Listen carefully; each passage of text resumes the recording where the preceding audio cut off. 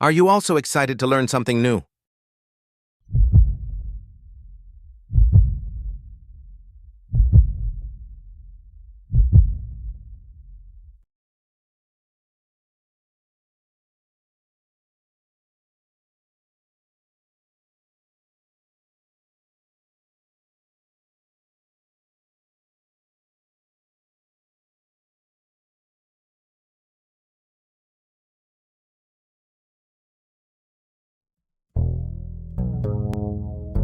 Foreign institutional investors, or FIIs, are powerful players in the Indian stock market.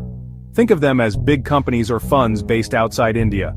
They invest huge amounts in Indian companies, bringing much-needed capital. When FIIs invest heavily, the market usually goes up because there is more demand for stocks.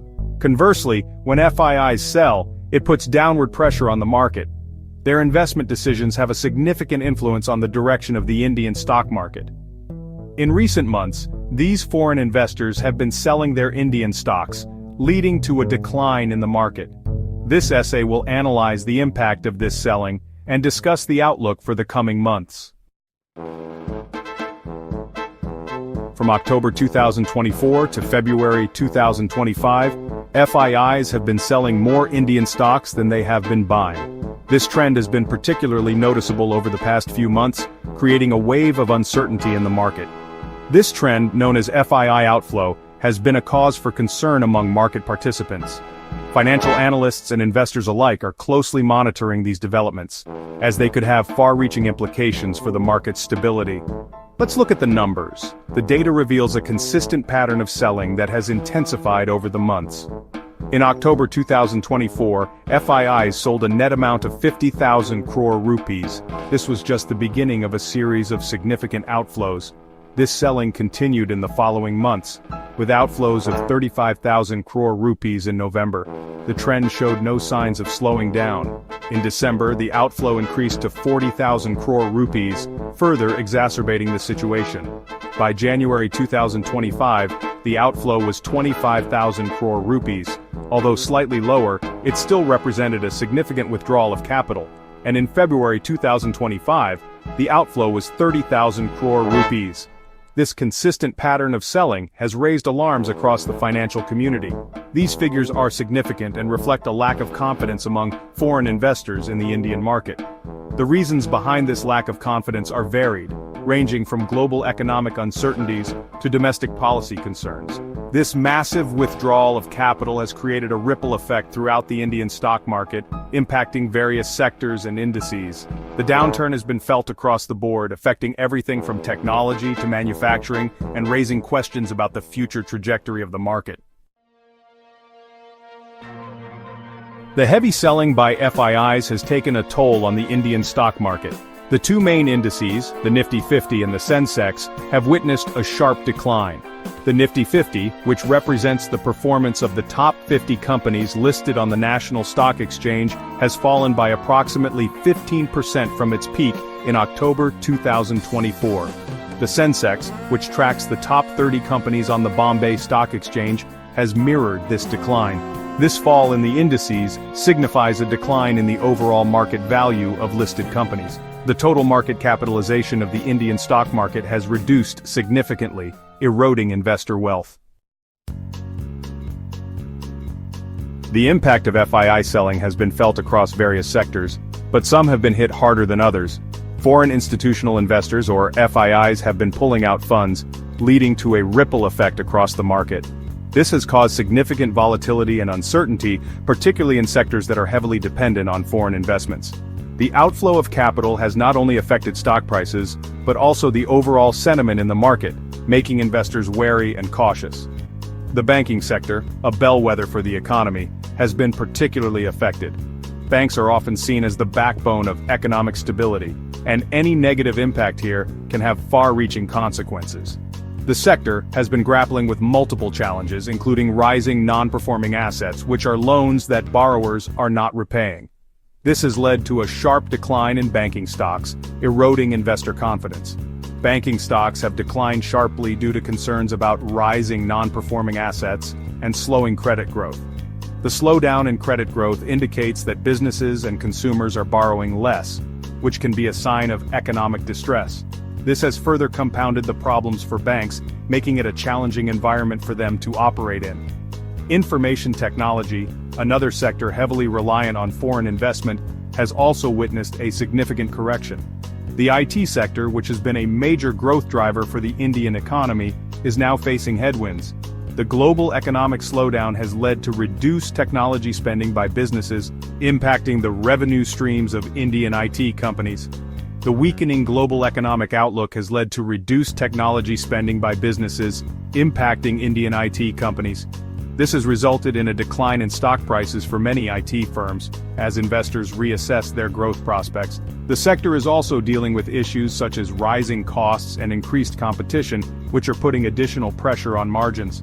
Fast-moving consumer goods, once considered a defensive sector, has also not been spared. FMCG companies, which produce essential items like food and household products, are usually seen as safe bets during economic downturns. However, the current scenario is different, as even these companies are feeling the pinch. Slowing consumption demand, partly due to high inflation, has impacted the earnings of FMCG companies, making them less attractive to investors. High inflation has eroded the purchasing power of consumers, leading to reduced spending on non-essential items. This has resulted in lower sales and profits for FMCG companies, further dampening investor sentiment. The combined effect of these factors has made the current market environment particularly challenging for these sectors. While large-cap stocks, represented by indices like the Nifty 50 and Sensex, have suffered, the pain has been more pronounced in the mid-cap and small-cap segments. These segments often experience higher volatility due to their smaller market capitalizations and less established business models.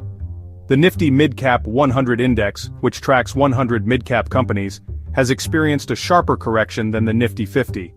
This is largely because mid-cap companies, while offering higher growth potential, also come with higher risks. Investors often flock to large-cap stocks during uncertain times, seeking stability and safety. As a result, mid-cap stocks, which are more sensitive to market fluctuations, tend to suffer more during downturns. Similarly, the Nifty Small Cap 100 Index, comprising small-cap companies, has also witnessed a significant downturn.